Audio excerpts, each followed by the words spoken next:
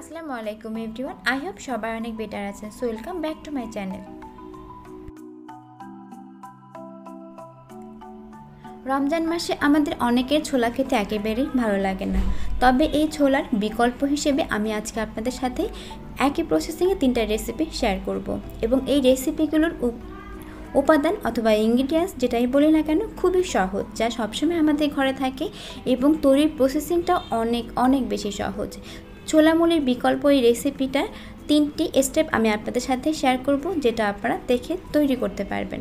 প্রথমে আমি একটি প্যান নিচ্ছি এবং প্যানে পর্যাপ্ত পরিমাণে পানি নিচ্ছি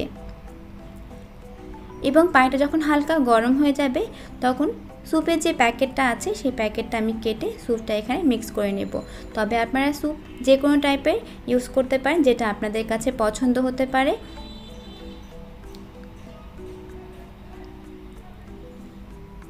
দেওয়ার পর এখন এটাকে খুব ভালোভাবে নেড়ে নিতে হবে, অর্থাৎ স্যুপটা মোটামুটি যখন বয়েল হয়ে যাবে ঠিক সেই সময় নুডলসের প্যাকেট থেকে নুডলসটা আপনি দিয়ে দিবেন। আমি এখানে 1 প্যাকেট নুডলস নিয়েছি, তবে আপনারা চাইলে নুডলসের পরিমাণটা বাড়িয়ে দিতে পারেন। সেই সাথে কিন্তু আপনাকে স্যুপের পরিমাণটাও একটু বাড়াতে হবে। এটাকে খুব ভালোভাবে বয়েল হতে হবে এবং বয়েল হওয়ার পরে একটি বোল নিয়েছি, সেই বোলে স্যুপ এবং নুডলসগুলোকে ঠান্ডা করে নেব, কারণ পরবর্তী প্রসেসিংয়ের জন্য কিন্তু এটা ঠান্ডা করতে হবে। তবে কাজের ফাঁকে এটা অলরেডি ঠান্ডা হয়ে যাবে। আমি এখানে একটি পটেটো নিয়েছি, মানে একটা আলু নিয়েছি, সাথে পটল এবং গাজর নিয়েছি। যদিও পটল এবং গাজরটা একেবারেই অপশনাল, কারণ ভেজিটেবল যদি আপনার বাসায় থাকে তাহলে আপনি ইউজ করবেন।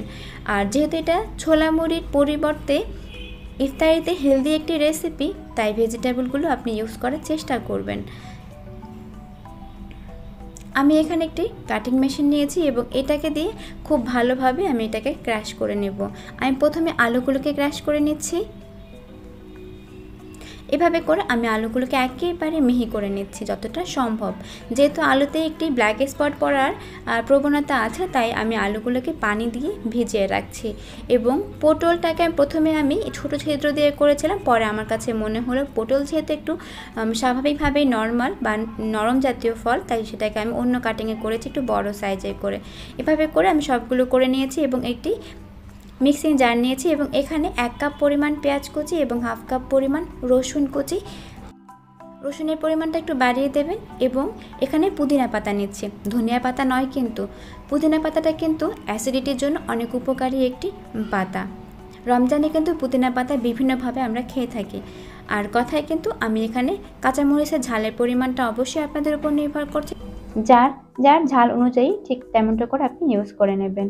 এবং কাটিংগুলো খুব বেশি বড়ও না, খুব বেশি মিহিও না। তবে যদি এরকম কারো জার না থাকে, তবে সেক্ষেত্রে কিন্তু অবভিয়াসলি আপনি এটা হাতে করে নিতে পারবেন। হাতে করলেও এর থেকে একটু বড় হতে পারে, তাতে কোনো প্রবলেম নেই, তবে অনেক বেশি যেন বড় না হয় সেদিকটা আপনাকে খেয়াল করতে হবে। এভাবে করে আমি কাজগুলো কমপ্লিট করে নিচ্ছি এবং এটাকে সরিয়ে নিয়ে নুডলস এবং স্যুপের যে মিক্সিংটা করেছিলাম সেটা কিন্তু অলমোস্ট ঠান্ডা হয়ে গেছে। এখন এটাকে একটু নেড়েচেড়ে নিচ্ছি। নেড়েচেড়ে নেওয়ার পর এখানে একটু একটু করে আমি ইনগ্রিডিয়েন্টসগুলো অ্যাড করব। প্রথমে আমি কাঁচামরিচ, পেঁয়াজ, রসুন এবং পুদিনা পাতা যেটা করে রেখেছিলাম সেটা কিন্তু এখানে দিয়ে দিচ্ছি। ভিউয়ার্স, একটি কথা, পুদিনা পাতাটা আপনারা অবশ্যই ইউজ করবেন ধনিয়া পাতাটার পরিবর্তে। আর এখানে যে ভেজিটেবলগুলো আমি করে রেখেছিলাম সেগুলো কিন্তু একটু একটু করে দিয়ে দিচ্ছি। আপনাদের হাতের কাছে যদি আরও অনেক ভেজিটেবল থেকে থাকে সেটা ইউজ করার চেষ্টা করবেন, কারণ আমরা সবাই জানি ভেজিটেবলসগুলো আমাদের শরীরের জন্য অনেক বেশি উপকারী।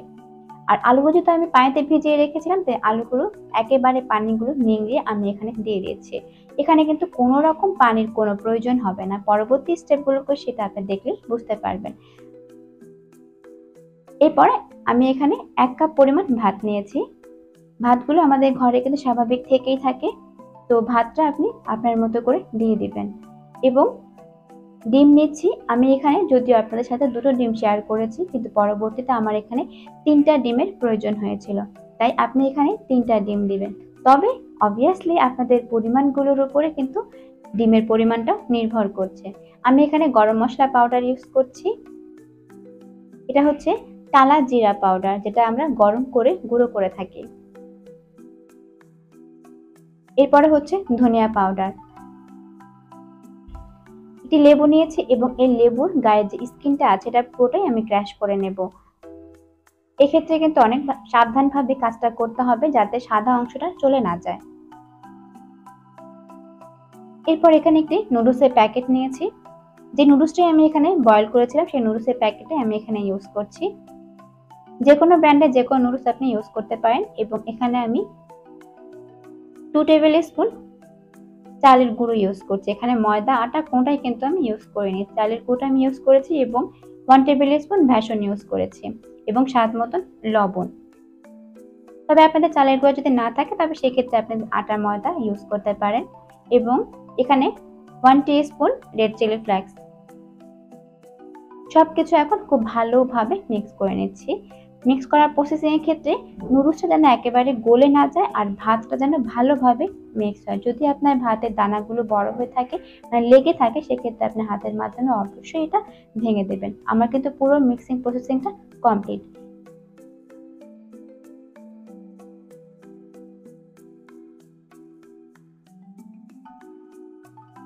হয়ে গেছে। এখন এটা চলে যাচ্ছে আমি প্রথম স্টেপের ক্ষেত্রে আমি চুলোয় প্যান দিয়েছি এবং এখানে আমি কোনো রকম তেল ব্যবহার করছি না।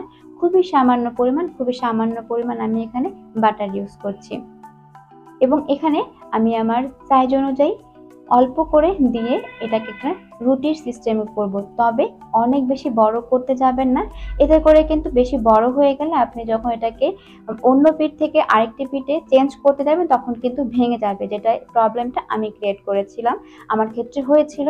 তাই আমি আপনাদেরকে সেটা বলে দিলাম বা শেয়ার করলাম। মাঝামাঝি একটা শেপ দিবেন তাহলে হয়তো বা উল্টাতে আপনার কাছেও সুবিধা হবে। আর উপর থেকে খুবই সামান্য পরিমাণে একটু বাটার দিয়েছি। বাটারটা আমাদের স্বাস্থ্যের জন্য হেলদি ফ্যাট, তাই বাটারটা আপনি এখানে ইউজ করতেই পারেন। রমজানের যেহেতু ভাজা পোড়া জিনিসটা অনেকটাই শরীরের জন্য ক্ষতিকর, সেই জায়গা থেকে এভাবে অল্প তেলে খুবই হেলদি একটি রেসিপি আপনি শেয়ার করতে পারেন আপনার পুরো ফ্যামিলির সাথে। এভাবে করে এই রেসিপিটি যদি তৈরি করতে পারেন তাহলে ইফতারিতে আপনার পেটটাও ভরে যাবে, স্বাস্থ্যটাও ভালো থাকবে এবং ডাইজেস্টের ক্ষেত্রে তো অবশ্যই হেলদি একটি রেসিপি হবে আপনার জন্য। এভাবে করে আমি একটি একটি করে প্রথম স্টেপের কাজটা কমপ্লিট করে নিচ্ছি। এরপর চলে যাচ্ছি দ্বিতীয় পদ্ধতিতে আমি এখানে খুবই সামান্য পরিমাণ তেল নিয়েছি এবং এটা খুবই ইজি।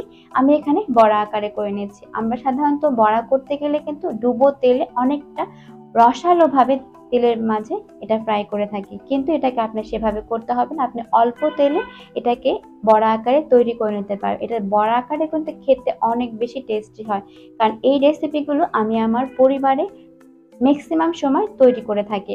চলে যাচ্ছি থার্ড প্রসেসিংয়ে আমি একটি রাউন্ড শেপ 4টা স্টেপে প্যান নিয়েছি এবং এখানে খুবই সামান্য পরিমাণ আমি এখানে তেল দিয়েছি। তবে ভিউয়ার্স আমি এখানে তেলটা ব্যবহার করেছি সরিষার তেল। যেহেতু আমি ডেইলি লাইফে সরিষার তেলটা ইউজ করি তাই সরিষার তেলটা ব্যবহার করেছি।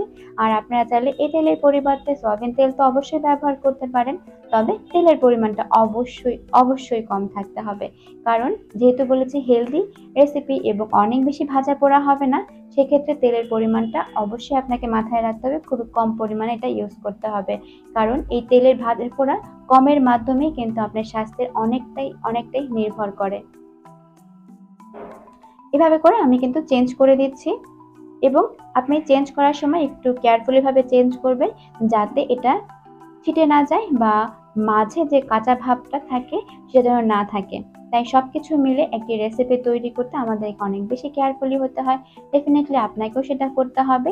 সেভাবে করে আমি আমার থার্ড রেসিপি কিন্তু কমপ্লিট করে ফেলছি। এভাবে করে আমি আমার পুরো প্রসেসিংয়ের কাজগুলো আপনাদের সাথে একটি একটি করে শেয়ার করছি। হয়ে গেছে। এটা দেখতেও যেমন আকর্ষণীয়, খেতেও অবশ্যই অনেক সুস্বাদু। আমার পরিবারের প্রত্যেকটা মেম্বার ছোট থেকে বড় শুরু করে সবাই এই রেসিপিগুলো অনেক বেশি পছন্দ করে। আর যখন আমার ঘরে এরকম ভাত থেকে যায় তখন আমি এই রেসিপিটি প্রায় সময় তৈরি করে থাকি। ইভেন আমি আমার বেবিদের টিফিনেও এই রেসিপিগুলো শেয়ার করি। এতে করে তাদের স্বাস্থ্যে এবং পেটের দুটোরই অনেক বেশি হেল্পফুল হয়ে থাকে। সাধারণত আমরা বেবিদের ক্ষেত্রে টিফিনে অনেক বেশি পেন নিয়ে থাকে যে কি ধরনের রেসিপি দিলে বেবিদের প্রোটিনের ঘাটতিগুলো পূরণ হবে। এভাবে করে ভেজিটেবল রাইস স্যুপ দেন আপনার নুডলসের মাধ্যমে এই রেসিপিগুলো তৈরি করতে পারবেন খুব সহজে। জাস্ট আপনাকে স্টেপগুলো একটু মাথায় রেখে আপনাকে তৈরি করতে হবে। যদি আজকের এই রেসিপি আপনাদের কাছে ভালো লেগে থাকে তাহলে অবশ্যই আমার চ্যানেলের সাথেই থাকবেন। আর যারা আছেন তাদেরকে অসংখ্য ধন্যবাদ। ভালো থাকবেন সবাই। আল্লাহ হাফেজ।